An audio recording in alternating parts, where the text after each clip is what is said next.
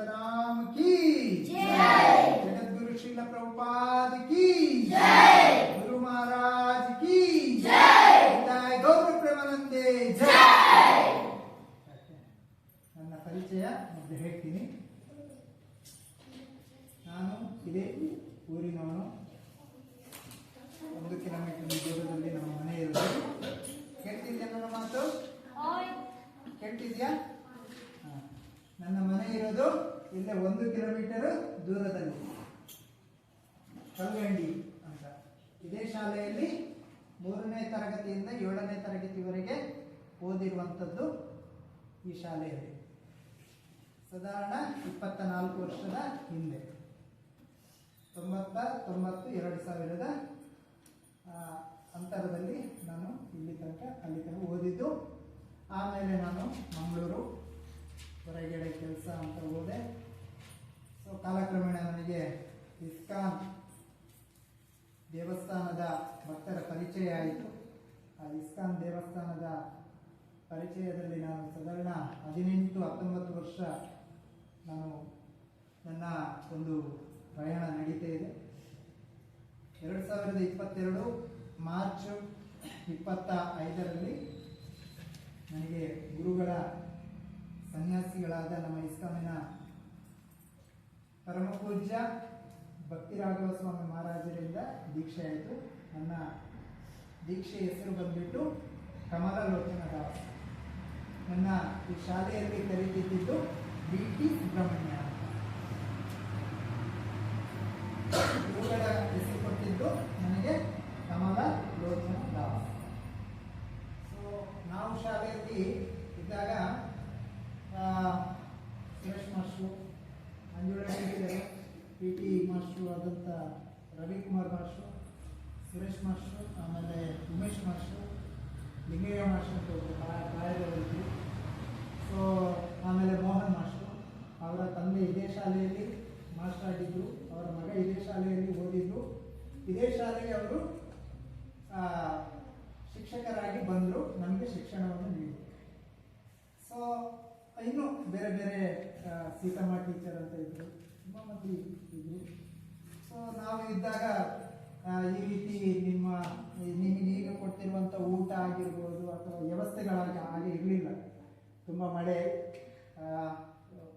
ಶಾಲೆಯ ಟೀಚರ್ಗಳು ಮತ್ತು ಸೊ ಶಾಲೆ ಮತ್ತು ತುಂಬ ಚೆನ್ನಾಗಿತ್ತು. ಆದರೆ ಎಲ್ಲ ವ್ಯವಸ್ಥೆ ಇದೆ ಈಗ, ಆದರೆ ಮಕ್ಕಳು ಬರ್ತಾ ಇಲ್ಲ. ಮನೆಯಿಂದ ಮಕ್ಕಳನ್ನು ಕಳಿಸ್ತಾ ಇಲ್ಲ. ಯಾಕೆ ಹೇಳಿ? ಇಲ್ಲಿ ಕೇಳಿ ಮಕ್ಕಳ ಕೇಳಿಲ್ಲ ವಾಯ್ಸು ಏನಾಗ್ತಿದೆ? ನೀವೇನಾದ್ರು ಬೇಕಾ?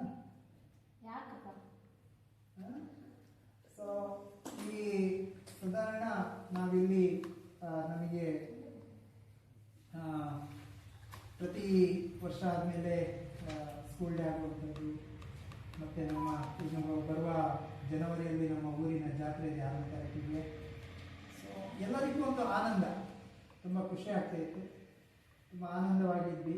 ಒಟ್ಟಿಗೆ ಊಟ ಇಲ್ಲದಿದ್ರೂ ಕೂಡ ಸಂತೋಷವಾಗಿದ್ವಿ. ಅಲ್ಲಿ ಇಲ್ಲಿ ಕಿತ್ಲೆಹಣ್ಣು ಕಲಿಯೋಕ್ಕೆ ಹೋಗೋದು, ಸೀಬೆಹಣ್ಣು ಕಲಿಯೋಕ್ಕೆ ಹೋಗೋದು, ಹಲಸಿನ ಹಣ್ಣು ಕಲಿಯೋಕ್ಕೆ ಹೋಗೋದು, ಈ ರೀತಿಯಲ್ಲಿ ಮಕ್ಕಳ ಆಟಿಕೆಯಲ್ಲಿ ನಾವು ಮಾಡ್ತೀವಿ. ಆದರೆ ಈಗ ನನ್ನನ್ನು ನೋಡಿದಾಗ ನಿಮಗೆ ಒಂದು ವಿಚಿತ್ರ ಅನ್ನಿಸ್ಬೋದಲ್ವಾ? ಇಲ್ಲ, ಈ ಡ್ರೆಸ್ಸಿನಲ್ಲಿ ಎಲ್ಲೂ ಯಾರನ್ನು ನಾವು ನೋಡೇ ಇಲ್ಲ ಅಲ್ವಾ? ಇದು ಭಾರತೀಯ ಪಾರಂಪರ್ಯ ವಸ್ತ್ರ. ಇದು ಈಗ ಈ ಭಾರತೀಯ ಪಾರಂಪರ್ಯ ವಸ್ತ್ರ ಇದು. ಆದರೆ ಈಗ ನಾವೆಲ್ಲ ಹಾಕುವಂಥದ್ದು ಪಾಶ್ಚಾತ್ಯ ದೇಶದ ವಸ್ತ್ರಗಳು ಅತಿ ಹೆಚ್ಚು. ಎಲ್ಲಿ ನೋಡಿದ್ರು ಪ್ಯಾಂಟು, ಟೀ ಶರ್ಟು, ಆಮೇಲೆ ಬೇರೆ ಬೇರೆ ಜೀನ್ಸ್ ಪ್ಯಾಂಟ್ ಅದು ಇದು ಅಂತ, ಇದೆಲ್ಲವೂ ಕೂಡ ಪಾಶ್ಚಾತ್ಯದ ದೇಶದ ವಸ್ತ್ರಗಳನ್ನು ನಾವು ಹಾಕೊಳ್ತೀವಿ.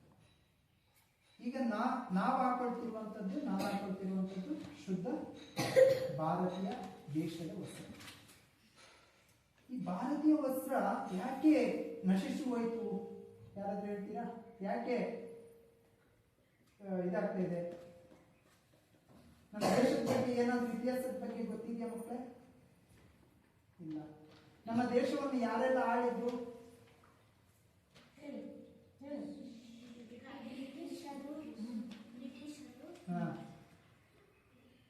ಬ್ರಿಟಿಷರು, ಫ್ರೆಂಚರು, ಡಚ್ಚರು, ಇಸ್ಲಾಮಿಕರು, ಪೋರ್ಚುಗೀಸು, ಇನ್ನು ಅನೇಕ ವಿದೇಶಿಗಳು ನಮ್ಮನ್ನು ಆಳಿದ್ರು. ಎಲ್ಲಿ ತನಕ ಆಳಿದ್ರು?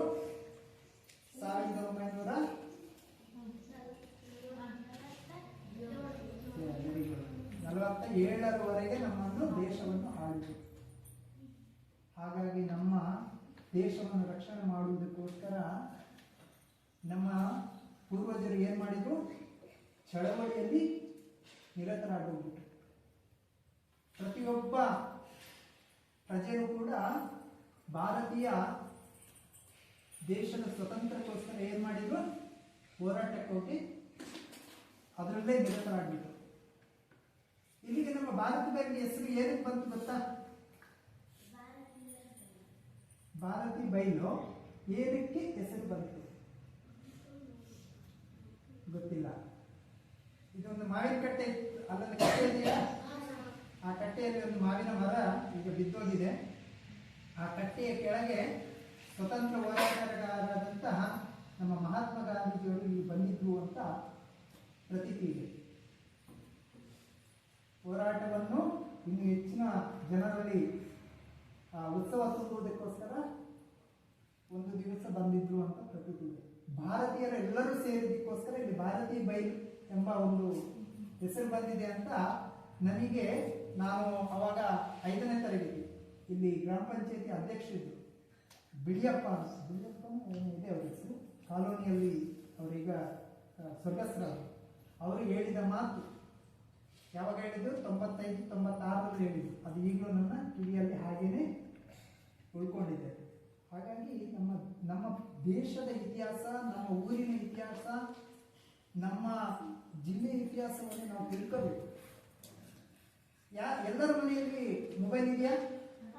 ಎಲ್ಲರ ಮನೆಯಲ್ಲಿ ಯಾವ್ಯಾವ ಮೊಬೈಲ್ ಹೆಸರುಗಳ ಗೊತ್ತಿದೆಯಾ?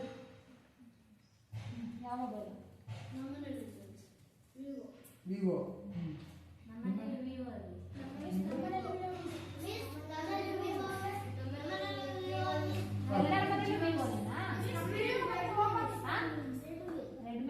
ಓಕೆ,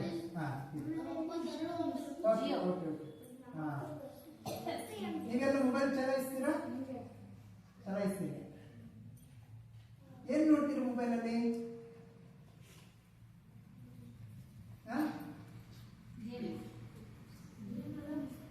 ಈಗ ನಾನು ಮೊಬೈಲ್ ತಗೊಳ್ತೀನಪ್ಪ, ಮೊಬೈಲಲ್ಲಿ ಏನ್ ಮಾಡ್ತೀರಾ? ನೀವೇನ್ ಮಾಡ್ತೀರಾ ಹೇಳಿ? ಹೇಳಿ, ಅದರಲ್ಲೇ ನಾಚಿಕೆ ಪಡುವಂಥದ್ದು ಏನಿಲ್ಲ. ಯಾಕೆ ಅಂತ ಹೇಳಿದ್ರೆ ಆಟ ಆಡ್ತೀರಾ. ಓಕೆ,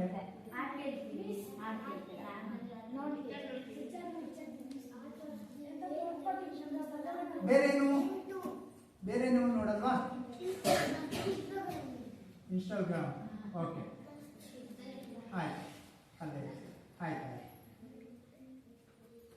ಭಾರತೀಯ ಅಥವಾ ನಿಮ್ಮ ಈಗ ಪ್ರತಿನಿತ್ಯ ನೀವೇನು ಶಾಲೆಗೆ ಬರ್ತಿದ್ದೀರಲ್ಲ, ಅದ್ರ ಬಗ್ಗೆ ಏನಾದರೂ ನೋಡ್ತೀರಾ?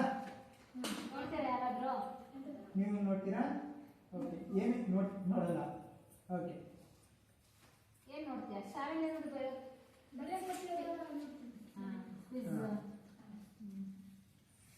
ಪ್ರತಿನಿತ್ಯ ಏನ್ ಮಾಡ್ಬೇಕು ಮಕ್ಕಳು? ಇವತ್ತು ಸಾಧಾರಣ ಮಕ್ಕಳಿಗೆ ಏನೆಲ್ಲ ಅಗತ್ಯತೆ ಬೇಕು ಯೂಟ್ಯೂಬಲ್ಲಿ ಸಿಗುತ್ತೆ. ಇವತ್ತಿನ ಏನು ಸಬ್ಜೆಕ್ಟ್ ನಡೆದಿರುತ್ತೆ ಅಥವಾ ನಿಮ್ಮ ಶಾಲೆಗೆ ಸಂಬಂಧಪಟ್ಟಿರುವಂಥ ವಿಷಯ ಸಿಗುತ್ತೆ, ಅದು ನೋಡಿ. ಸುಮ್ಮನೆ ಕ್ರಿಕೆಟ್ ನೋಡೋದು ಅಥವಾ ಸಿನಿಮಾವನ್ನು ನೋಡುವಂಥದ್ದು ಕಾಲವನ್ನು ಕಳಿಬೇಡಿ. ನಾವು ಆಗಿನ ಕಾಲದಲ್ಲಿ ನಮಗೆ ಅದು ಯಾವುದು ಇದ್ದಿಲ್ಲ. ನಮಗೆ ಇದ್ದಿದ್ದು ಒಂದೇ ಮಾವಿನ ಮರ, ಹಲಸಿನ ಮರ ಒಂದೇ ಇದ್ದಿದ್ದು. ಈಗ ಅದು ಕೂಡ ಇಲ್ಲ. ಈಗೆಲ್ಲ ತೋಟ ಮಾಡ್ಕೊಂಡು ಬಿಟ್ಟಿದ್ದಾರೆ. ಎಲ್ಲ ಮುಂದೆಲ್ಲ ಕಾಡೆಲ್ಲ ಇತ್ತು, ಈಗೆಲ್ಲ ಅದಿಲ್ಲ. ಈಗ ನೀವು ಓದಕ್ಕೆ ನಾವು ಇಟ್ಕೊಂಡು ಬಿಡ್ತಾರೆ. ಈಗ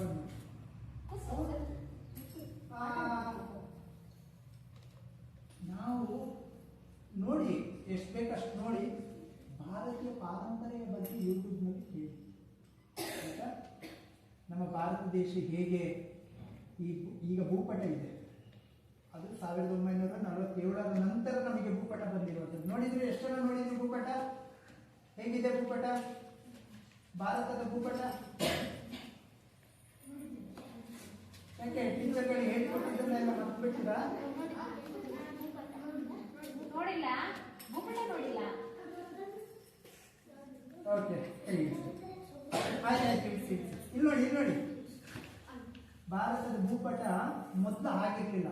ಅಖಂಡ ಭಾರತ ಅಂತ ಇತ್ತು. ಅಖಂಡ ಭಾರತ ಅನ್ನೋದಕ್ಕೆ ಅವಧಿಕ್ಕೊಂದು ಭೂಪಟ ಇರಲಿಲ್ಲ. ಆ ಒಂದು ಕಾಲದಲ್ಲಿ ಅಖಂಡ ಭಾರತ ಅನ್ನುವಂಥದ್ದು ಈಗ ನಮ್ದು ಕರ್ನಾಟಕ ರಾಜ್ಯ, ಕೇರಳ ರಾಜ್ಯ, ಆಂಧ್ರ ರಾಜ್ಯ, ಈ ರೀತಿ ಒಂದೊಂದು ರಾಜ್ಯಕ್ಕೆ ಒಬ್ಬೊಬ್ಬರು ರಾಜಾಡಳಿತಗಳು ಇತ್ತು.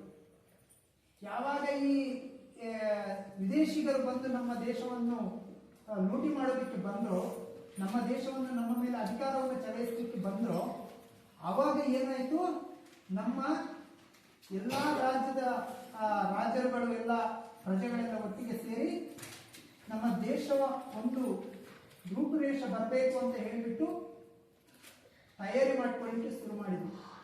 ಬ್ರಿಟಿಷರಿಂದ ನಾವು ಮುಕ್ತಿಯನ್ನು ಪಡಿಬೇಕು, ಆ ಒಂದು ಗುಲಾಮಗಿರಿಯನ್ನು ಮಾಡ್ತಿರುವಂತಹ ಬ್ರಿಟಿಷರು ನಮ್ಮ ದೇಶದಿಂದ ಓಡಿಸಬೇಕು ಅಂತ ಹೇಳಿಬಿಟ್ಟು ಏನು ಮಾಡಿದ್ರು, ಭೂಪಟವನ್ನು ರಚನೆ ಮಾಡಿದ್ರು. ಅವಾಗ ನೇಪಾಳ ಭಾರತದ ಒಳಗೆ ಇತ್ತು, ಬಾಂಗ್ಲಾದೇಶ ನಮ್ಮೊಳಗೆ ಇತ್ತು, ಪಾಕಿಸ್ತಾನ ನಮ್ಮೊಳಗೆ ಇತ್ತು, ಅಫ್ಘಾನಿಸ್ತಾನ ಇದೆಲ್ಲ ನಮ್ಮೊಳಗೆ ಇತ್ತು. ಇದು ನಮ್ಮಲ್ಲಿ ಯುಗಗಳಿದೆ. ಆಧ್ಯಾತ್ಮಿಕದ ಬಗ್ಗೆ, ಭಕ್ತಿಯ ಬಗ್ಗೆ ಎಷ್ಟು ಜನಕ್ಕೆ ಏನು ಗೊತ್ತಿದೆ? ಭಕ್ತಿಯ ಬಗ್ಗೆ, ದೇವರ ಬಗ್ಗೆ, ಭಕ್ತಿಯ ಬಗ್ಗೆ. ಮನೆಯಲ್ಲಿ ಪೂಜೆ ಮಾಡಲ್ವಾ? ಯಾರು ಉದ್ಬತ್ತಿ ಎತ್ತಲ್ವಾ? ನೀವು ಹಚ್ತೀರ? ಯಾವ ದೇವರು ಇದೆ ನಿಮ್ಮ ಮನೆಯಲ್ಲಿ?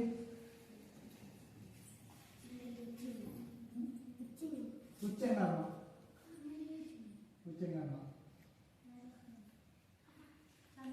ಚಾಮುಂಡೇಶ್ವರಿ. ನಿಮ್ಮ ಮನೆಯಲ್ಲಿ ಗೊತ್ತಿಲ್ಲ? ಕಾಲಭೈರೇಶ್ವರ, ಚಾಮುಂಡೇಶ್ವರಿ. ಓಕೆ. ಸೊ ಈ ಮನೆಯಲ್ಲಿ ನಾವು ಭಕ್ತಿಯ ಮಾಡ್ತೀವಿ. ಏನಕ್ಕೆ ಮಾಡ್ತೀವಿ? ಉದ್ಬತ್ತಿ ಯಾಕೆ ಹಚ್ಚಬೇಕು? ದೀಪ ಯಾಕೆ ಹಚ್ಚಬೇಕು? ಏನಾದ್ರು ಗೊತ್ತಿದೆಯಾ? ಈಗ ಬೆಳಿಗ್ಗೆ ಎದ್ದ ತಕ್ಷಣ ಬೆಳಿಗ್ಗೆ ಸ್ನಾನ ಮಾಡ್ತೀರಾ? ಎಷ್ಟು ಮಾಡ್ತೀರಿ ಬೆಳಿಗ್ಗೆ ಎದ್ದ ತಕ್ಷಣ? ಸಂಜೆ ಮಾಡ್ತೀರಾ? ಓಕೆ, ಸಂಜೆ ಡೈಲಿ ಮಾಡ್ತಿದ್ದೀರಾ? Okay, good. ಕೈ. ಸೊ ನಾವು ದೀಪ ಯಾಕೆ ಹಚ್ಚಬೇಕು? ದೇವರಿಗೆ ಕೈ ಯಾಕೆ ಬೆಳಿಗ್ಗೆ ಎದ್ದ ತಕ್ಷಣ ಕೈ ಎಷ್ಟು ಮುಗಿತೀರಾ ದೇವರಿಗೆ? ಮುಗಿಯಲ್ವಾ? ನೀವು ಮುಗಿಯಲ್ವಾ? ನೀವು ಮುಗಿಯಲ್ವಾ? ಓಕೆ, ಪರವಾಗಿಲ್ಲ. ಇನ್ನಾದ್ರೂ ನಾವು ಹೇಳಿದ್ಮೇಲೆ ಅದನ್ನು ಇದು ಮಾಡ್ಕೊಳ್ಳಿ. ಇಲ್ಲಿ ನೋಡಿ, ಸೊ ದೇವರಿಗೆ ಯಾಕೆ ಕೈ ಮುಗಿಬೇಕು ಗೊತ್ತಿದೆಯಾ? ಮನೆಯಲ್ಲಿ ತಾಯಿ ತಂದೆ ಹೇಳಿದ್ರು, ಅಣ್ಣ ಅಕ್ಕ ಮನೆ ಪಕ್ಕದವರೆಲ್ಲ ಮಾಡ್ತಾರೆ, ನಾವು ಮಾಡಬೇಕು ಅಲ್ವಾ? ಓಕೆ.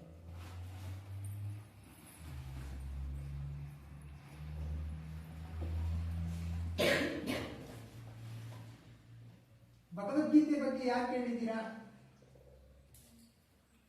ಗೊತ್ತಿದೆಯಾ ಭಗವದ್ಗೀತೆ? ಶ್ಲೋಕ ಬರುತ್ತಲ್ಲ ಯಾರಿಗೆ? ಯಾರಿಗೆ ಬರುತ್ತೆ ಶ್ಲೋಕ? ಯಾವ ಶ್ಲೋಕ ಬರುತ್ತೆ? 12ನೇ ಅಧ್ಯಾಯದ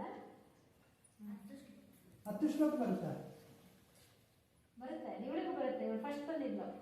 ಹೇಳಮ್ಮ. ಸರಿ, ಕೂತ್ಕೋ. ಹಿಂಗೆ ಕೂತ್ಕೊಳ್ಳಿ. ಕೂತ್ಕೊಂಡು ಹೇಳಿ. ಹೇಳಿ ಜೋರಾಗಿ. ಓಂ ಪರಮಾತ್ಮನೇ ನಮಃ. ಶ್ರೀಮದ್ಭಗವದ್ಗೀತಾ ಅಥ ದ್ವಾದಶೋऽಧ್ಯಾಯಃ. ಭಕ್ತಿಯೋಗಃ. ಅರ್ಜುನ ಉವಾಚ ಏವಂ ಸತತಯುಕ್ತಾಯೇ ಭಕ್ತಾಸ್ತ್ವ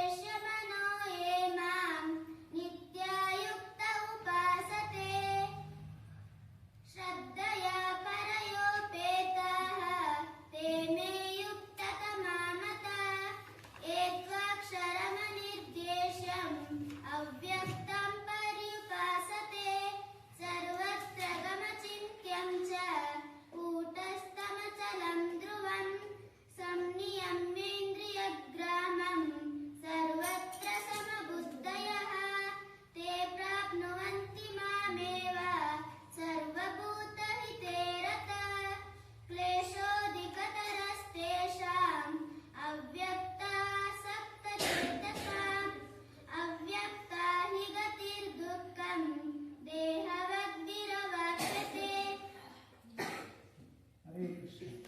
ಯಾರು ಹೇಳಿಕೊಟ್ಟಿದ್ದು? 10 ಶ್ಲೋಕ ಬರುತ್ತೆ. 10 ಶ್ಲೋಕ. ಯಾರು ಹೇಳಿಕೊಟ್ಟಿದ್ದು? ಮೊಬೈಲ್ ನೋಡಿ ಕಲ್ತಿದ್ದ? ಕೊಟ್ಟು ಕಳಿಸಿದ್ದೆ, ಮೊಬೈಲ್ ನೋಡ್ಕೊಂಡು ಪ್ರಾಕ್ಟೀಸ್ ಮಾಡು ಅಂತ ಹಾಂ, ಕಲ್ತಿದ್ದಾರೆ. ಸೂಪರ್. ಚೆನ್ನಾಗಿಲ್ಲ, ಫಸ್ಟ್ ಬಂದಿಲ್ಲ ತಾಲೂಕು ಇದರಲ್ಲಿ, ಹೌದಾ? ತಾಲೂಕಲ್ಲ ಮೆಡಿಕಲ್ ಕ್ಲಸ್ಟರ್ ಮತ್ತು ಪ್ರತಿಭಾ ಕಾಲೇಜಲ್ಲಿ. ಅವಳು ಸೆಕೆಂಡ್ ಸೆಕೆಂಡ್. ಎಷ್ಟು ಶ್ಲೋಕ? 10 ಶ್ಲೋಕ. ಹಾಂ, ಶ್ಲೋಕವನ್ನು ಹೇಳುವಾಗ ಯಾವ ಯಾವ ಅಧ್ಯಾಯ ಇದು? ಯಾವುದು 9ನೇ ಅಧ್ಯಾಯ ಅಲ್ಲ ಅದು? 5ನೇ ಅಧ್ಯಾಯ. 5ನೇ ಅಧ್ಯಾಯ ಶ್ಲೋಕ ನಂಬರ್ ಬಂದ್ಬಿಟ್ಟದು ಸತತಂ ಉತ್ತಮ.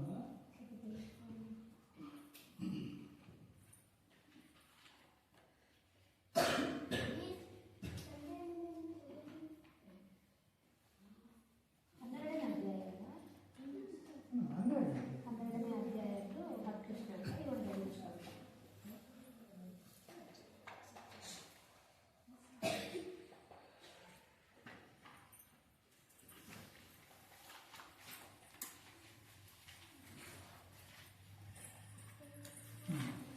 ಭಕ್ತಿ ಯೋಗ ಅಂತ ಹೇಳಿದ್ರಲ್ಲ, ಅದರಲ್ಲಿ ನಾವು ಶ್ಲೋಕವನ್ನು ಹೇಳುವಾಗ ಶ್ಲೋಕ ಸಂಖ್ಯೆಯನ್ನು ಹೇಳಬೇಕು. ಶ್ಲೋಕ ಅಧ್ಯಾಯ 12, ಶ್ಲೋಕ 1, ಆಮೇಲೆ ಅರ್ಜುನ ವಾಚ ಅಂತ ಶ್ಲೋಕ ಬರಬೇಕು. ಅದನ್ನ ಕಂಟಿನ್ಯೂ ಮಾಡಿ. ಮತ್ತೆ ನಿಮಗೆ ಯಾವ ರೀತಿ ಹೇಳಬೇಕು ಅಂತ ನಾವು ಪ್ರಾಕ್ಟೀಸ್ ಕೊಡ್ತೀವಿ, ಆಯಿತಾ? ಯಾರಿಗೆಲ್ಲ ಶ್ಲೋಕವನ್ನು ಹೇಳಬೇಕು, ಅದ್ರ ಬಗ್ಗೆ ತಿಳ್ಕೋಬೇಕು ಅನ್ನೋರಿಗೆ ನಾವು ಇನ್ನು ಹೆಚ್ಚಿನ ಅದ್ರ ಬಗ್ಗೆ ಆನ್ಲೈನ್ ಕ್ಲಾಸ್ ಮಾಡುವಂಥ ಪ್ರಯತ್ನ ಮಾಡ್ತೀವಿ, ಅಥವಾ ಭಾನುವಾರ ನಾವು ಕ್ಲಾಸ್ ಮಾಡುವಂಥ ಪ್ರಯತ್ನ ಮಾಡ್ತೀವಿ, ಆಯಿತಾ? ಸೊ ಈ ಭಗವದ್ಗೀತೆ ಅಂದರೆ ಏನು ಗೊತ್ತಾ?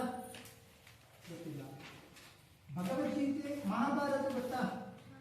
ಗೊತ್ತು. ಕೃಷ್ಣ ಅರ್ಜುನ ಹಾಂ, ಮಹಾಭಾರತದಲ್ಲಿ ಬರುವಂತಹ ಭಗವದ್ಗೀತೆಯಲ್ಲಿ ಭಗವದ್ಗೀತೆಯನ್ನು ಕೃಷ್ಣ ಅರ್ಜುನನಿಗೆ ಹೇಳಿರುವಂಥದ್ದು. ಸೊ ಭಗವದ್ಗೀತೆಯನ್ನು ಯಾಕೆ ನಾವು ಓದಬೇಕು ಅನ್ನೋದು ಗೊತ್ತಾ? ಗೊತ್ತಿಲ್ಲ. ಸ್ವಲ್ಪ ಇನ್ನೊಂದು 10 ನಿಮಿಷದಲ್ಲಿ ಮುಗಿಸ್ಬಿಡ್ತೀನಿ, ಯಾಕೆ ಅಂತ ಹೇಳಿದ್ರೆ ನನಗೂ ಒಂದು ಸ್ವಲ್ಪ ಹೊರಗೋಗ್ಬಿಟ್ಟಿದೆ. ಸೊ ಭಗವದ್ಗೀತೆಯನ್ನು ಮಹಾಭಾರತ ಯಾವ ಸಮಯದಲ್ಲಿ ನಡೀತಿ ಅನ್ನೋದು ಗೊತ್ತಾ? 4 ಯುಗಗಳು ಬರುತ್ತೆ. 4 ಯುಗದ ಬಗ್ಗೆ ಗೊತ್ತಾ? ಯಾವ್ಯಾವ ಯುಗ? ಸತ್ಯಯುಗ, ತ್ರೇತಾಯುಗ, ದ್ವಾಪರ ಯುಗ, ಕಲಿಯುಗ. ಕಲಿಯುಗ. ಸೊ ಈ 4 ಯುಗದಲ್ಲಿ ಸತ್ಯಯುಗದಲ್ಲಿ ಜನಗಳು ಏನ್ ಮಾಡ್ತಿದ್ರು? ತಪಸ್ ಮಾಡ್ತಿದ್ರು. ಏನ್ ಹೇಳಿ? ತಪಸ್ ಮಾಡ್ತಿದ್ರು. ಹಿಮಾಲಯ ದೊಡ್ಡ ದೊಡ್ಡ, ಅವಾಗ ಇವತ್ತಿನ ತರ ಚಿಕ್ಕ ಭೂಮಿ ಎಲ್ಲ ಅವಾಗ ದೊಡ್ಡದಾದ ಭೂಮಿ. ಅವಾಗ ಗುಡ್ಡಗಾಡು, ಮರ ಗಿಡ, ಮನುಷ್ಯರೆಲ್ಲ ಹೈಟ್ ಆಗಿರ್ತಿದ್ರು, ತುಂಬ ಹೈಟ್ ಆಗಿರ್ತಿದ್ರು, ತುಂಬ ಎತ್ತರ, ಬಲಿಷ್ಠ. ಅವ್ರು ನೋಡೋದಕ್ಕೂ ಕೂಡ ಈಗ ಉದಾಹರಣೆಗೆ ಸೌತ್ ಆಫ್ರಿಕಾ ಆ ಕಡೆ ಎಲ್ಲ ಜನ ಕಾಣ್ತಾರೆ, ತುಂಬ ಹೈಟ್ ಆಗಿ ಕಾಣ್ತಾರೆ. ಸಾಧಾರಣ ಅವರನ್ನು ನೋಡಲಿಕ್ಕೆ ಒಂದು 15 ಅಡಿಯಿಂದ ಅಗಲ ಬಂದ್ಬಿಟ್ಟು ಸಾಧಾರಣ ಒಂದು 4 ಅಡಿ ಅಗಲ ಇರ್ತಿದ್ರು. ಉದ್ದ ಬಂದ್ಬಿಟ್ಟು 15 ಅಡಿ ಬರ್ತಿದ್ರು. ಅಷ್ಟೇ. ಆಮೇಲೆ ವರ್ಷ ನಮ್ಮಲ್ಲಿ 6 ಅಡಿ 6 ಹೆಚ್ಚು ಅಂತ ಹೇಳಿ ಮಿಲಿಟರಿಯಲ್ಲಿ ಕಾಣುವಂಥದ್ದು ಒಂದು 7 ಅಡಿ ಕಾಣುವಂಥದ್ದು. ಸೊ ಪೊಲೀಸ್ನಲ್ಲಿ ನಾವು ಕಾಣ್ಬೋದು. ಸೊ ಅದು ಆಮೇಲೆ ಈ ಅವಾಗ ಅವರ ಆಯುಷ್ ಎಷ್ಟಿತ್ತು? 1 ಲಕ್ಷ ಇತ್ತು. 1 ಲಕ್ಷ ಆಯಸ್ಸು. ಈಗ ನಮ್ದು ಎಷ್ಟು? 100 ವರ್ಷ. 100 ವರ್ಷದಲ್ಲೂ ಕೂಡ 60 ವರ್ಷಕ್ಕೇನೆ ನಾವೆಲ್ಲ ಹೋಗ್ತಾ ಇದ್ದೀವಿ. 100 ವರ್ಷ. ಈಗ ಆಗಿನ ಸತ್ಯಯುಗದಲ್ಲಿ ಎಷ್ಟು? 1 ಲಕ್ಷ. ಆಮೇಲೆ ತ್ರೇತಾಯುಗ. ತ್ರೇತಾಯುಗದಲ್ಲಿ ಯಾರು ಬಂದರು? ದ್ವಾಪರ ಯುಗದಲ್ಲಿ, ಸತ್ಯಯುಗದಲ್ಲಿ ಭಗವಂತ ಕೃಷ್ಣ ಯಾವ್ಯಾವ ರೂಪ ತಗೊಂಡ? ಮತ್ಸ್ಯ, ಕೂರ್ಮ, ವರಾಹ, ವಾಮನ, ನರಸಿಂಹ, ಪರಶುರಾಮ, ಇಲ್ಲಿ ತನಕ ಸತ್ಯಯುಗದಲ್ಲಿ ಬಂದರು. ಆಮೇಲೆ ತ್ರೇತಾಯುಗ. ತ್ರೇತಾಯುಗದಲ್ಲಿ ಯಾರು ಬಂದರು ಮಕ್ಕಳೇ? ರಾಮ. ಗುಡ್. ರಾಮ ಬಂದಾಗ ಅಲ್ಲಿ ಆಯಸ್ಸು ಎಷ್ಟಾಯಿತು? ಅರ್ಧಕ್ಕೆ ವರ್ಷಗಳ ಸಾರಿ 500 21,000 ಏನೋ ಅದೊಂದು ಸ್ವಲ್ಪ ಲೆಕ್ಕ ಮಿಸ್ ಇದೆ. ನಾನೊಂದು ಅದು ನೋಡ್ಕೊಂಡು ನೆಕ್ಸ್ಟ್ ಟೈಮ್ ಹೇಳ್ತೀನಿ. ಆಮೇಲೆ ಅಲ್ಲಿ ರಾಮ ಬಂದ್ಬಿಟ್ಟು ರಾಮಾಯಣ ಅಂತ ಹೇಳಿದ್ರೆ ದೈತ್ಯ ರಾಕ್ಷಸರನ್ನೆಲ್ಲ ಸಂಹಾರ ಮಾಡಿದೆ. ಇವತ್ತಿಗೂ ಕೂಡ ನಮ್ಮ ಜಗತ್ತಲ್ಲಿ ಈಗಲೂ ಕೂಡ ರಾಕ್ಷಸರಿದ್ದಾರೆ. ಕೇಳಿದ್ದೀರಾ? ಈಗಲೂ ಕೂಡ ರಾಕ್ಷಸರಿದ್ದಾರಂತ ನೋಡಿದ್ದೀರಾ? ನೋಡಿಲ್ಲ. ಮತ್ತೆ ಹೇಳ್ತೀನಿ ಯಾರು ಹೇಗಿರ್ತಾರೆ ಅಂತ ಹೇಳ್ತೀನಿ. ಆಮೇಲೆ ಬಂದ್ಬಿಟ್ಟು ತ್ರೇತಾಯುಗ, ದ್ವಾಪರ ಯುಗ. ದ್ವಾಪರ ಯುಗದಲ್ಲಿ ಯಾರಿದೆ? ಭಗವಂತ ಯಾವ ಅವತಾರವನ್ನು ತಗೊಂಡು ಬಂದ್ರು? ಕೃಷ್ಣ ಬಲರಾಮರಾಗಿ ಅವತಾರವನ್ನು ಮಾಡ್ಕೊಂಡು ಬಂದರು. ಸೊ ಈ ಯುಗದಲ್ಲಿ ಯಾರು ಬರ್ತಾರೆ? ಕಲಿಯುಗ ಪ್ರಾರಂಭವಾಗುವಾಗ ಬುದ್ಧ ಬಂದ್ರು. ಈಗ ಬುದ್ಧ ಅವರು ಇದಾಗಿ ಅವತಾರವನ್ನು ಅವರ ಸೇವೆಯನ್ನು ಮಾಡಿಬಿಟ್ಟು ಹೋದ್ರು. ಈಗ ಬಂದ್ಬಿಟ್ಟು ಇನ್ನು ನೆಕ್ಸ್ಟ್ ಬರೋದು ಯಾರು? ಕೃಷ್ಣ ಕಲ್ಕಿಯಾಗಿ ಬರ್ತಾ ಇದ್ದಾನೆ. ಯಾವ ಅವತಾರ? ಕಲ್ಕಿ ಅವತಾರದಲ್ಲಿ ಬರ್ತಾರೆ. ಸೊ ಈ ದ್ವಾಪರ ಯುಗದಲ್ಲಿ ಮಹಾಭಾರತ ನಡೆದಿರುವಂಥದ್ದು. ಮಕ್ಕಳೇ ಹರೇ ಕೃಷ್ಣ. ಸ್ವಲ್ಪ ಒಂದು 10 ನಿಮಿಷ ಬಿಡ್ತೇನೆ. ಮಹಾಭಾರತದ ಸ್ವಲ್ಪ ಯಾರಿಗಾದ್ರೂ ಗೊತ್ತಿದೆಯಾ? ನಿಮ್ಗೆ ಗೊತ್ತಾ ಮಹಾಭಾರತದ ಬಗ್ಗೆ?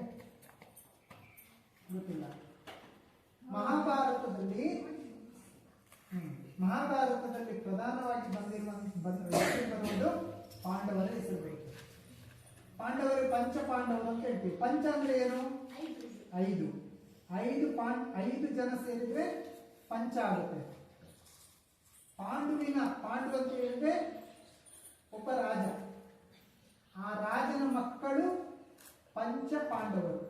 ಅವರು 5 ಜನ ಸೇರಿದಾಗ ಏನಾಗುತ್ತೆ? ಪಂಚ ಪಾಂಡವರಾಗ್ತಾರೆ. ಮೊದಲನೇದಾಗಿ ಹೆಸರು ಬಂದ್ಬಿಟ್ಟು ಯಾರು?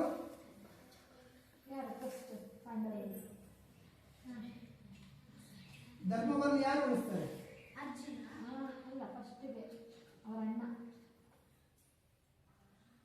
ಧರ್ಮರಾಯ. ಎರಡನೇದಾಗಿ ಬಂದ್ಬಿಟ್ಟು ಯುಧಿಷ್ಠಿರ ಅಂತಲೂ ಕರೀತಾರೆ ಅವರಿಗೆ. ಎರಡನೇದಾಗಿ ಬಂದ್ಬಿಟ್ಟು ಭೀಮ. ಮೂರನೇದು ಅರ್ಜುನ. ನಕುಲ, ಸಹದೇವ. ಹಾ, ಏನೇನು ಹೆಸರು ಹೇಳಿ? ಯುಧಿಷ್ಠಿರ ಅಥವಾ ಧರ್ಮರಾಯ? ಭೀಮ, ಅರ್ಜುನ, ನಕುಲ, ಸಹದೇವ. ಯುಧಿಷ್ಠಿರ, ಭೀಮ, ಅರ್ಜುನ, ನಕುಲ, ಸಹದೇವ. ಇವರು ಯಾವ ಯುಗದಲ್ಲಿ ಬರ್ತಾರೆ? ಪಾಂಡವರಾಗಿ. ಯಾವ ಯುಗದಲ್ಲಿ ಬರ್ತಾರೆ ಇವರು? ದ್ವಾಪರ ಯುಗದಲ್ಲಿ ಬರ್ತಾರೆ. ಇವರ ಚಿಕ್ಕಪ್ಪನ ಮಕ್ಕಳ ಹೆಸರು ಗೊತ್ತಾ? ಇವರ ಚಿಕ್ಕಪ್ಪ ಯಾರು? ಹಾ, ಎಷ್ಟು ಜನ ಅವರು? 101. ಒಬ್ಬಳು ತಂಗಿ ಇರ್ತಾಳೆ, ದುಶ್ಯಲ. ಏನ್ ಹೆಸರು ಅವಳು? ದುಶ್ಯಲ ಅನ್ನುವಂಥದ್ದು. 100 ಜನ ಗಂಡು ಮಕ್ಕಳು, ಒಬ್ರು ಹೆಣ್ಣು ಮಗಳು. ಅದರಲ್ಲಿ ಪ್ರಧಾನವಾಗಿ ಬರುವಂಥದ್ದೇ ದುರ್ಯೋಧನ, ದುಶ್ಯಾಸನ. ಈ ದುರ್ಯೋಧನರಿಗೆ ಇನ್ನೊಂದು ಹೆಸರೇನು? ಕೌರವರು ಅಂತ ಹೇಳ್ತೀವಿ. ಏನ್ ಹೇಳಿ ಮಕ್ಕಳ? ಕೇಳ್ತಿದ್ಯಾ? ಕೌರವರು ಅಂತ ಕೇಳ್ತಿದ್ವಿ. ಈ ಕೌರವರ ತಂದೆ ಹೆಸರೇನು? ಧೃತರಾಷ್ಟ್ರ. ಕೇಳಿದ್ದೀರ ಧೃತರಾಷ್ಟ್ರ ಹೆಸರು? ಏನಾಗಿದ್ರು ಅವರು? ರಾಜ. ಏನಾಗ್ತಿತ್ತು ಅವರಿಗೆ? ಗಂಡ ಕಾಣಿಸ್ತಿರ್ಲಿಲ್ಲ. ಕೇಳ್ತಿದ್ಯಪ್ಪ ಅವ್ರು ಹೇಳ್ತಿದ್ದು ಏನೆಲ್ಲ ಹೇಳಿದ್ರು ಈಗ ಅವರು? ಕೌರವರು ಎಷ್ಟು ಜನ? ಪಂಚಪಾಂಡವರು ಎಷ್ಟು ಜನ? 5. ಕೌರವರು 101. ಕೌರವರ ತಂದೆ ಹೆಸರೇನು?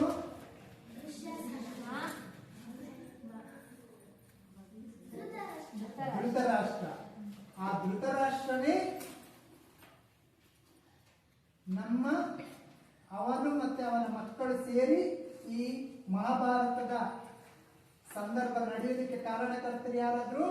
ಧೃತರಾಷ್ಟ್ರನ ಮಗ ದುರ್ಯೋಧನ, ದುರ್ಯೋಧನನ ತಮ್ಮ ದುಶ್ಯಾಸನ. ದುಶ್ಯಾಸನದಿಂದ ಆಗ್ಬಿಟ್ಟು ಪಂಚಪಾಂಡವರ ಹೆಂಡತಿಯ ಹೆಸರೇನು?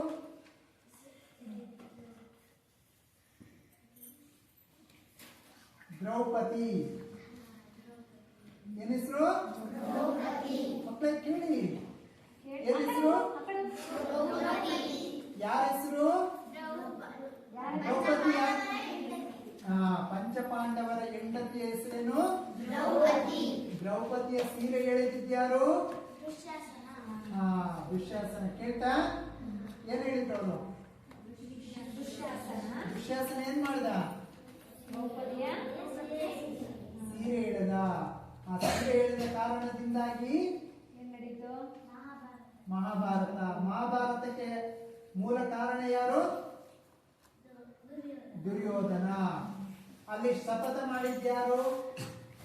ತನ್ನ ಸೀರೆಯಿಂದ ಎಳೆದಕ್ಕೆ ಅವಳು ಶಾಪ ಕೊಡ್ತಾಳೆ. ಯಾರು? ದ್ರೌಪದಿ. ಏನಂತ? 101 ಮಕ್ಕಳನ್ನು ನಾಶ ಮಾಡಿ ಆ ದುಶ್ಯಾಸನನ ಕೇಶವನ್ನು ತೊಳೆಯುವುದು, ಅದು ಅಲ್ಲಿವರೆಗೆ ನಾನು ಕೂದಲು ಕಟ್ಟುವುದಿಲ್ಲ ಅಂತ ಹೇಳ್ತಾರೆ. ಇದು ಮಹಾಭಾರತ ನಡೆದಿದೆ. ಆ ಕುರುಕ್ಷೇತ್ರ ಈಗಲೂ ಕೂಡ ದೆಹಲಿಯಿಂದ ಹತ್ತಿರ ಇರುವಂಥದ್ದು ಕುರುಕ್ಷೇತ್ರ. ಅಲ್ಲಿ ಯುದ್ಧ ನಡೆದಿರುವಂತಹ ಸ್ಥಳ. ಕುರುಕ್ಷೇತ್ರದಲ್ಲಿ ಕೌರವರ ಮತ್ತೆ ಪಾಂಡವರ ಮಧ್ಯೆ ನಡೆದಿರುವಂತಹ ಯುದ್ಧ. ಇಡೀ ಈ ಮಹಾಯುದ್ಧ ಅಂತ ಹೇಳ್ತೀವಿ. ಮಹಾಯುದ್ಧ ಅಂತ ಇವಾಗ ನ್ಯೂಸ್ ಅಲ್ಲಿ ಕೊಡ್ತಾರಲ್ವ, ಟಿವಿಯಲ್ಲಿ ಕೊಡ್ತಾ ಇರ್ತಾರೆ. 2ನೇ ಮಹಾಯುದ್ಧ ಆಗಿತ್ತು, ಮುಂದೆ 3ನೇ ಮಹಾಯುದ್ಧ ಆಗುತ್ತೆ ಅಂತ ಹೇಳ್ತಾರೆ. ಈಗ ನಮ್ದು ರಾಷ್ಟ್ರ ಎಷ್ಟಿದೆ ಗೊತ್ತಿದೆಯಾ? ನಮ್ಮ ದೇಶದಲ್ಲಿ, ನಮ್ಮ ವಿಶ್ವದಲ್ಲಿ ರಾಷ್ಟ್ರ ಎಷ್ಟಿದೆ ಮಕ್ಕಳಿಗೆ ಗೊತ್ತಾ? 157 ಏನೇ ಇದೆ. ಚಿಕ್ಕ ಚಿಕ್ಕ ದೇಶ ಎಲ್ಲ ಸೇರಿ ಈಗ 2-3 ದೇಶ ಹೊಸತ್ತಾಗಿದೆ ಪ್ರಪಂಚದಲ್ಲಿ. ಸೊ ಅದ್ರಲ್ಲಿ ಏನ್ ಮಾಡುತ್ತೆ? ಸ್ವಲ್ಪ ದೇಶ ಏನಾಗುತ್ತೆ, ಒಂದು ಕಡೆ ಸೇರುತ್ತೆ, 2 ಭಾಗ ಆಗೋಗ್ಬಿಡುತ್ತೆ. 2 ಭಾಗ ಆಗಿ ನಾನು ಈ ದೇಶಕ್ಕೆ, ನಾವು ಈ ದೇಶದವರು, ನಾವು ಈ ದೇಶದವರು ಅಂತ. ಈಗ ಉದಾಹರಣೆ, ನಿಮ್ಮಲ್ಲಿ ಈಗ ಒಂದು ಗೇಮ್ ಅಂತ ಕೊಡ್ತಾರೆ ಟೀಚರು, ಏನೊಂದು ಕಬಡ್ಡಿ ಆಟ ಆಡೋದು, ಖೋಖೋ ಆಟ ಆಡೋದು. ಅವಾಗ 2 ಟೀಮ್ ಮಾಡ್ತೀವಿ. ಈಗ ನೀವೆಲ್ಲವೂ ಕೂಡ ಒಂದು ಪ್ರಪಂಚದಲ್ಲಿರುವ ಒಂದು ದೇಶದ ರಾಜರು ಅಂತ ತಿಳ್ಕೊಳ್ಳಿ. ನೀವು ರಾಜರು.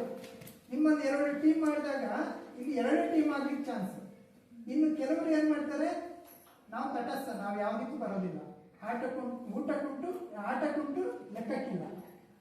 ಅವ್ರು ಏನ್ ಮಾಡ್ತಾರೆ, ಸರಕು ಸಾಗಣೆಗೆಲ್ಲವನ್ನು ಕೊಡ್ತಾರೆ, ಅವರಿಗೆ ಊಟ ಉಪಚಾರ ಎಲ್ಲ ಕೊಡ್ತಾರೆ.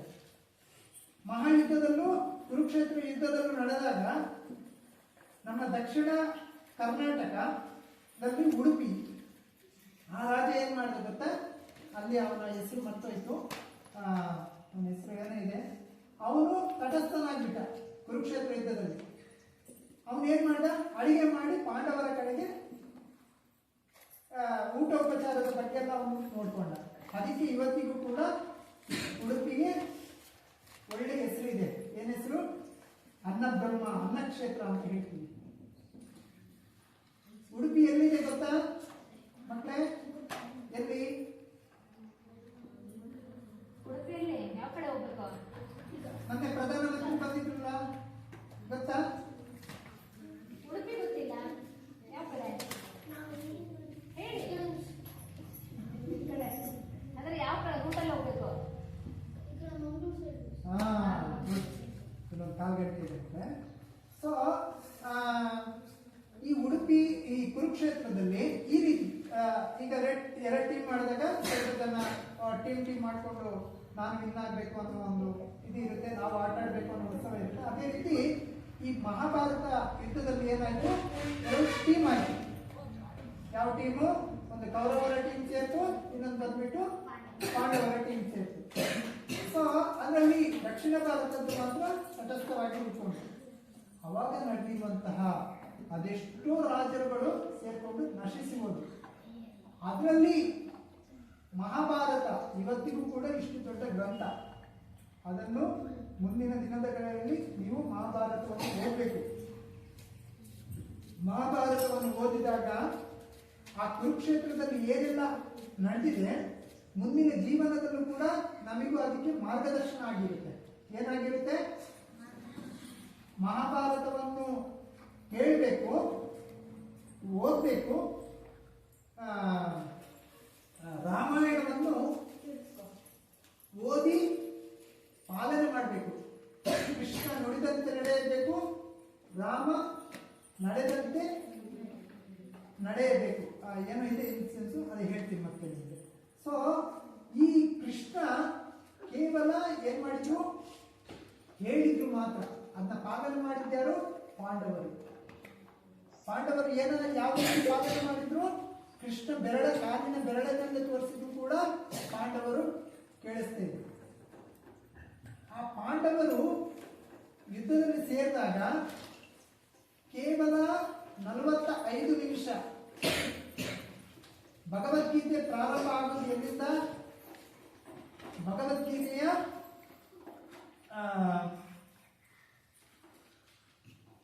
1ನೇ ಅಧ್ಯಾಯ 84ನೇ ಶ್ಲೋಕದಿಂದ ಶುರುವಾಗುವಂಥದ್ದು. ಏನ್ ಹೇಳಿ? ಭಗವದ್ಗೀತೆಯ 1ನೇ ಅಧ್ಯಾಯದ 84ನೇ ಶ್ಲೋಕದಿಂದ ಶುರುವಾಗುವಂಥದ್ದು. ಯಾರಿಂದ ಆಗುತ್ತೆ? ಅರ್ಜುನನಿಂದ ಶುರುವಾಗುತ್ತೆ. ಯಾರಿಂದ? ಅರ್ಜುನನಿಂದ. ಆದ್ರೆ ಈ 84ಕ್ಕಿಂತ ಮುಂಚೆ 1ನೇ ದಿನದಿಂದ ಯಾರಿಂದ ಏನಾಯ್ತು ಅದಲ್ವಾ ಅಂತ ಕೇಳಿದ್ರೆ, ವೇದವ್ಯಾಸರು. ವೇದವ್ಯಾಸರ ಬಗ್ಗೆ ಯಾರು ಗೊತ್ತಿದೆ? ವೇದವ್ಯಾಸರು ಈಗ ನಮ್ಮ ಮೂಲತವಾಗಿ ಈಗ ಕೆಲವು ಕವಿಗಳಿದ್ದಾರೆ. ಕುವೆಂಪು, ದಾರಬೇಂದ್ರೆ, ಬೇರೆ ಬೇರೆ ಕವಿಗಳಿದ್ದಾರೆ. ಈಗ ಅದೇ ರೀತಿ ಆಗಿನ ಕಾಲದಲ್ಲಿ ಮುನಿಗಳಿದ್ರು, ಆಚಾರ್ಯರುಗಳಿದ್ರು. ಅವರ ಹೆಸರೇನು ಬಂದ್ಬಿಟ್ಟು ವೇದವ್ಯಾಸರು. ವೇದವ್ಯಾಸರು ಬಂದ್ಬಿಟ್ಟು ಈ ಮಹಾಭಾರತ ಗ್ರಂಥವನ್ನು, ಪುರಾಣಗಳನ್ನೆಲ್ಲ ರಚನೆ ಮಾಡಿದ್ರು. ಆ ಮಹಾಭಾರತವನ್ನು ಜನಗಳಿಗೆ ಸುಲಭವಾಗಿ ಅರ್ಥವಾಗಿ ಅನ್ನುವ ಒಂದು ಉದ್ದೇಶದಿಂದ ಧೃತರಾಷ್ಟ್ರ, ಕಣ್ಣು ಕಾಣದೆ ಇರುವಂತಹ ಒಬ್ಬ ಕುರುಡ ರಾಜನಿಂದ ಶುರುವಾಗುತ್ತೆ. ಅವನ ಮನಸ್ಸು ಯಾವತ್ತಿಗೂ ಕೂಡ ಕಲ್ಮಶವಾಗಿರುತ್ತೆ. ಅರ್ಥ ಆಗುತ್ತಾ ನಾನು ಹೇಳಿದ್ದು? ಏನಾದರೂ ಪ್ರಶ್ನೆ ಇದ್ರೆ ಕೇಳಿ. ಧೃತರಾಷ್ಟ್ರ ಎನ್ನುವಂತಹ ಒಬ್ಬ ದುಷ್ಟ, ದುರಹಂಕಾರಿ, ತುಂಬಿಕೊಂಡಿರುವಂತಹ ಅಹಂಕಾರಿ, ಆ ವ್ಯಕ್ತಿಯಿಂದ ಶುರುವಾಗುತ್ತೆ. ಭಗವಂತ ಹೇಳುವಂಥದ್ದು ಭಗವಂತನಿಂದ ಶುರುವಾಗಬೇಕಿತ್ತಲ್ಲ ಭಗವದ್ಗೀತೆ ಅಂತ ನಮ್ಮ ಪ್ರಶ್ನೆ ಬರ್ಬೋದು. ಭಗವಂತನಿಂದ ಬರೋದಕ್ಕೆ ಮುಂಚೆ ಭಗವಂತ ಹೇಗೆ ಅರ್ಥ ಮಾಡಿಕೊಳ್ಬೇಕು, ಆ ಕುರುಕ್ಷೇತ್ರವನ್ನು ನಮಗೆ ಹೇಗೆ, ಈಗ ಉದಾಹರಣೆಗೆ ನಿಮ್ದು ಸ್ಕೂಲ್ ಬುಕ್ ಇದೆ, ಹೌದಲ್ವಾ? ಸ್ಕೂಲ್ ಬುಕ್ ಅಲ್ಲಿ ಪ್ರಾರಂಭವಾಗಿ ಪರಿಚಯ, ಮುನ್ನುಡಿ, ಇನ್ನು ಬೇರೆ ಬೇರೆ ವಿಷಯ ಬಂದ್ಬಿಟ್ಟು ಆಮೇಲೆ ಸಬ್ಜೆಕ್ಟ್ ಬರ್ತೀವಿ. 1ನೇದು, 2ನೇದು, 3ನೇದು ಬರ್ತಾರೆ. ಅದು ಕೂಡ 1ನೇ ತರಗತಿಯಲ್ಲಿ ನಿಮಗೆ ಆಟ ಆಡುವ ಮನಸ್ಥಿತಿಯಲ್ಲಿ ತಗೊಂಡೋಗುತ್ತೆ. ಆಮೇಲೆ 3ನೇ ತರಗತಿಯಿಂದ ಸ್ಟಡಿ ಆಗೋದ್ರೂ ಮತ್ತು ಸಮಾಜ ಎಲ್ಲ ನಾಲ್ಕು. ಅದಕ್ಕಿಂತ ಮುಂಚೆ ಕೇವಲ ಕನ್ನಡ ಭಾಷೆಯಿಂದ ಅದರಲ್ಲಿ ಮಕ್ಕಳ ಆಟೋಟ ಪಾಟೋಟದ ಬಗ್ಗೆನೇ ಆಗೋಗ್ಬಿಡುತ್ತೆ. ಆಮೇಲೆ ಸಮಾಜ, ವಿಜ್ಞಾನ, ಲೆಕ್ಕ, ಆ ರೀತಿ ಬರುತ್ತೆ. ಅದೇ ರೀತಿ ನಮಗೆ ನಮ್ಮ ಜೀವನ ಏನಂತ ಅರ್ಥ ಮಾಡಿಕೊಳ್ಳೋದಕ್ಕೆ, ಭಗವದ್ಗೀತೆಯನ್ನು ಅರ್ಥ ಮಾಡಿಕೊಳ್ಳೋದಕ್ಕೆ ಒಬ್ಬ ವೇದವ್ಯಾಸರು ಒಬ್ಬ ಧೃತರಾಷ್ಟ್ರ ಎನ್ನುವ ರಾಜನಿಂದ ಪ್ರಾರಂಭ ಮಾಡಿಸ್ತಾರೆ. ಈ ಭಗವದ್ಗೀತೆಯಲ್ಲಿ ಎಷ್ಟು ಶ್ಲೋಕ ಇದೆ ಗೊತ್ತಾ ಮಕ್ಕಳೇ? ಬರ್ಕೊಳ್ಳಿ. ಭಗವದ್ಗೀತೆಯಲ್ಲಿ ಒಟ್ಟು ಶ್ಲೋಕಗಳು, ಭಗವದ್ಗೀತೆಯಲ್ಲಿ ಒಟ್ಟು ಶ್ಲೋಕಗಳು 666.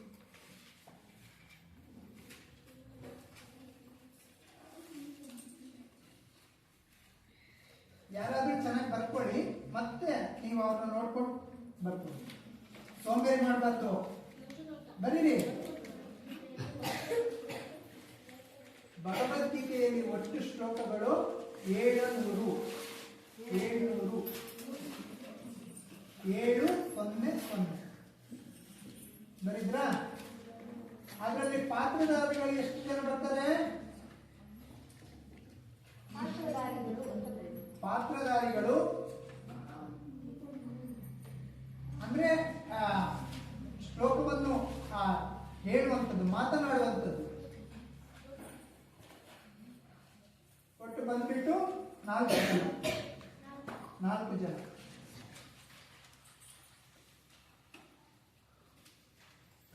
ಒಂದನೇದೇ ಬಂದ್ಬಿಟ್ಟು ಧೃತರಾಷ್ಟ್ರ.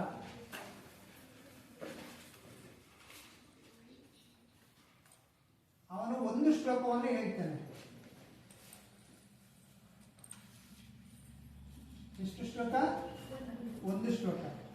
ಎರಡನೇದು ಬಂದ್ಬಿಟ್ಟು ಸಂಜಯ.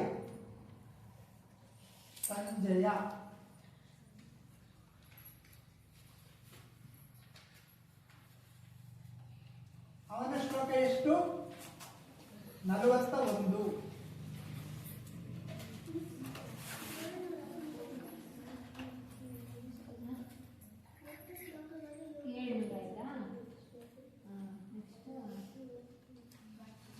ಪಾತ್ರಧಾರಿಗಳು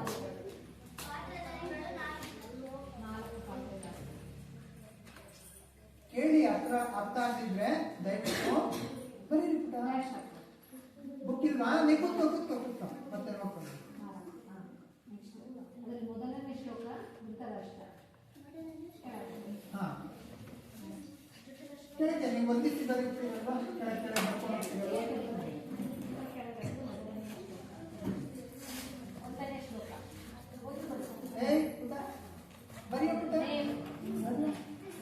ಸೋಂಬೇರಿತನ ಮಾಡಬಾರ್ದು. ಈಗ ನಾವು ಸೋಂಬೇರಿ ಆದ್ರೆ ಮುಂದೆ ನಾವು ಬಾಂಡ್ಲಿ ಕತ್ತಿ ತಗೊಂಡು ಹೋಗ್ಬೇಕು. ಆಯ್ತಾ? ಕೂತ್ಕೊಳ್ಳಿ.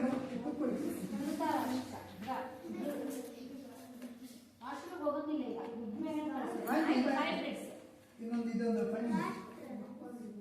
ಧೃತರಾಷ್ಟ್ರ 41. ಸಂಜೆಯಂದು 41.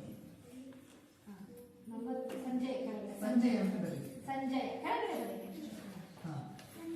ಸಂಜಯ ಅವನ ಶ್ಲೋಕ 41.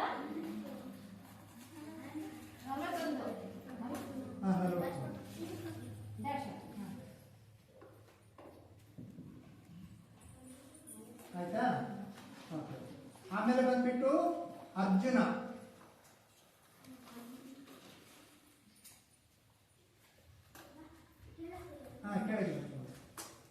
ಕೆಳಗೆ ಬರ್ಕೊಂಡು ಅರ್ಜುನ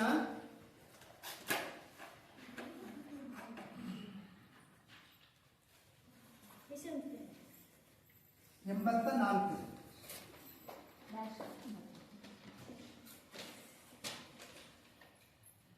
ಆಯ್ತಾ? ಶ್ರೀಕೃಷ್ಣ.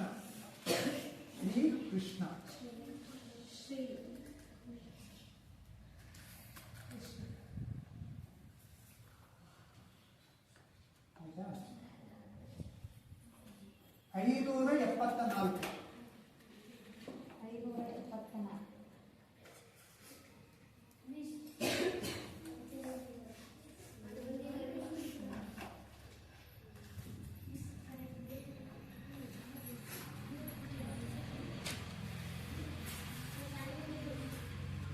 ಇರಿ ಮತ್ತೆ ನೀವು ನೋಡ್ಕೊಂಡಿರ್ತೀವಿ.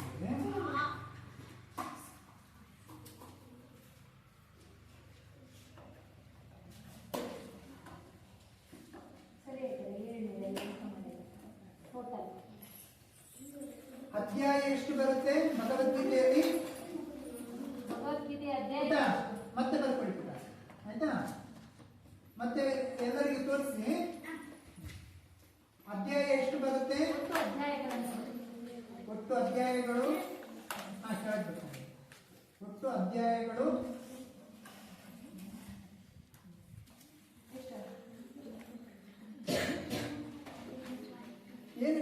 ಏನು? ಏನ್ ಮಾಡ್ತಿದ್ದೀರಾ? ಅದು ಯಾವ ಪ್ರಯೋಗ ಇದೆಯಲ್ಲ ಒಟ್ಟು ಅಧ್ಯಾಯಗಳು 18.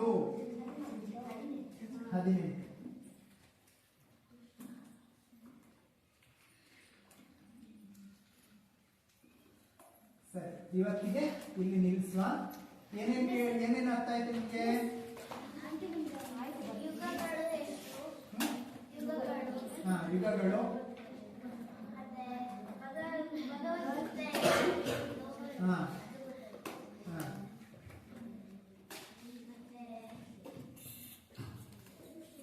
ಮಾತಾಡಿ. ನೀವೇನು ಸುಮ್ಮನೆ ಇದ್ದೀರಲ್ಲ? ಏನ್ ಮತ್ತೆ? ಏನ್ ಕಲ್ತ್ರಿ? ಏನ್ ಮಾಡಿದ್ರು? ಮತ್ತೆ ರಾಮ ಯಾವ್ಯಾವ ಯುಗದಲ್ಲಿ ಬಂದಿದ್ದು? ಹಾ ಯುಗಗಳ ಹೆಸರು ಎಷ್ಟು ಯುಗ ಇದೆ? 4 ಯುಗ. 4 ಯುಗದ ಹೆಸರೇನು? ಸತ್ಯಯುಗ, ತ್ರೇತಾಯುಗ, ದ್ವಾಪರಯುಗ, ಕಲಿಯುಗ. Very good. ಏನ್ ಮತ್ತೆ? ಏನು ಹೇಳಿ? ಜೋರಾಗಿ ಹೇಳಿ. ಸತ್ಯಯುಗ, ತ್ರೇತಾಯುಗ, ದ್ವಾಪರಯುಗ, ಕಲಿಯುಗ. Very good. ಈಗ ಯಾವ ಯುಗ ನಡೀತಾ ಇದೆ? ಕಲಿಯುಗ. Very good. ಕಲಿಯುಗ ಪ್ರಾರಂಭ ಆಗಿ ಎಷ್ಟು ವರ್ಷ ಆಯ್ತು? ಕಲಿಯುಗ ಬರ್ಕೊಳ್ಳಿ.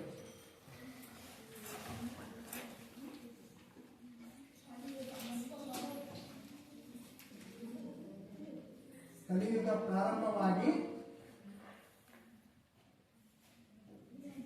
5700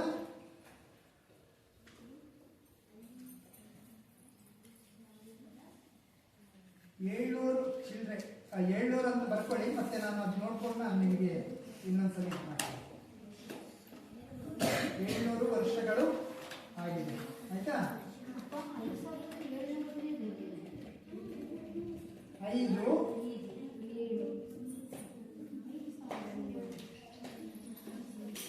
ಓಕೆ. ಪಾಂಡವರು ಯಾರ್ಯಾರು? ಪಾಂಡವರು ಎಷ್ಟು ಜನ? 5 ಜನ. ಯಾರೆಲ್ಲ ಹೇಳಿ ಬೇಗ. ಧರ್ಮರಾಯ, ಹಾ. ಭೀಮ, ಹಾ. ಅರ್ಜುನ, ನಕುಲ, ಸಹದೇವ. ಸಂಜಯ್ ಹೇಳು ಬೇಗ ಬೇಗ ನಿಂತ್ಕೊಂಡು ಹೇಳು. 5 ಜನ ಪಾಂಡವರು ಯಾರು? ಎಷ್ಟಿತ್ತು ಹೇಳ? ಹಾ, ಫಸ್ಟಿಗೆ ಯಾರು?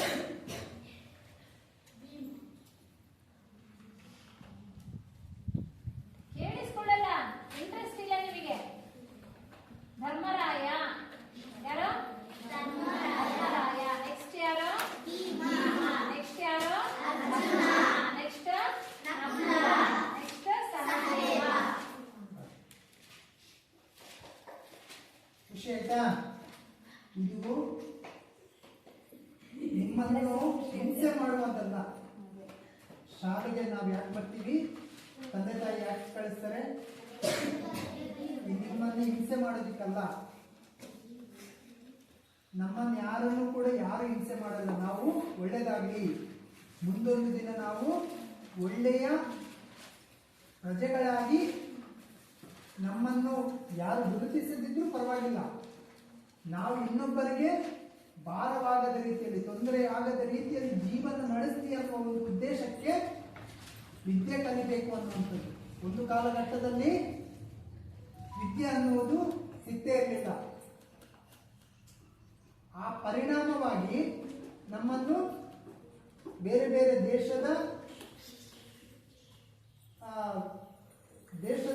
ಜನಗಳೇನಪ್ಪ ಏನ್ ಮಾಡಿದ್ರು? ನಮ್ಮ ದೇಶವನ್ನು ಏನ್ ಮಾಡಿದ್ರು? ಇದು ಆಡಳಿತ ಮಾಡಿದ್ರು. ಬ್ರಿಟಿಷರಾಗಿರ್ಬೋದು, ಇಸ್ಲಾಮಿಕ್ ಆಗಿರ್ಬೋದು, ಬೇರೆ ಬೇರೆ ಡಚ್ಚರು, ಫ್ರೆಂಚರು, ಪೋರ್ಚುಗೀಸು, ಇವೆಲ್ಲ. ಅರ್ಥ ಆಯ್ತಾ? ಇವತ್ತಿಗೆ ಇಷ್ಟಿರಲಿ.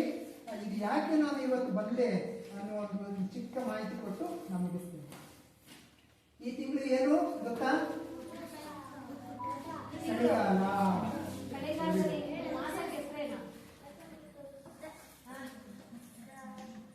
ಧನುರ್ಮಾಸ. ಧನುರ್ಮಾಸ.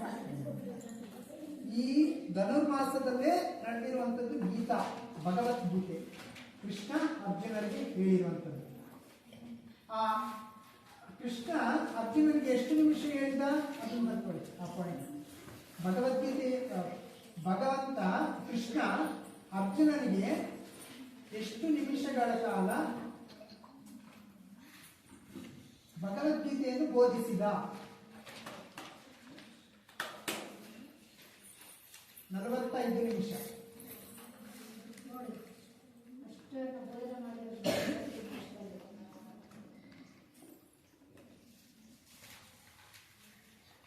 ಬರಿಬೇಕು ಮಕ್ಕಳೇ, ಏನ್ ಮಾಡ್ತಿದ್ದೀರಾ? ಎಷ್ಟು 45 ನಿಮಿಷ.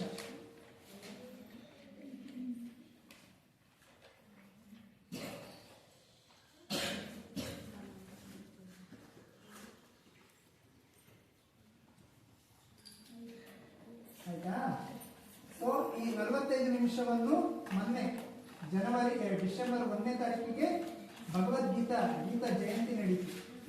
ಭಗವದ್ಗೀತೆಯ ಹಬ್ಬ.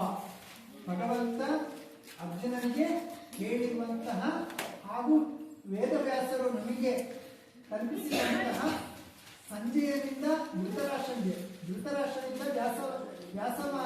ವೇದವ್ಯಾಸರು ಅದರಿಂದ ನಮಗೆ ಬಂದಿರುವಂಥದ್ದು ಆ ಹಬ್ಬವನ್ನು ಮೊನ್ನೆ ಜನವರಿ. ಈ 1 ತಿಂಗಳು ನಮ್ಮ ಇಸ್ಕಾನ್ ಅನ್ನೋದು ಯಾರಿಗೆ ಗೊತ್ತಿದೆ? ಎಷ್ಟು ಗೊತ್ತಿದೆ ಇಸ್ಕಾನ್?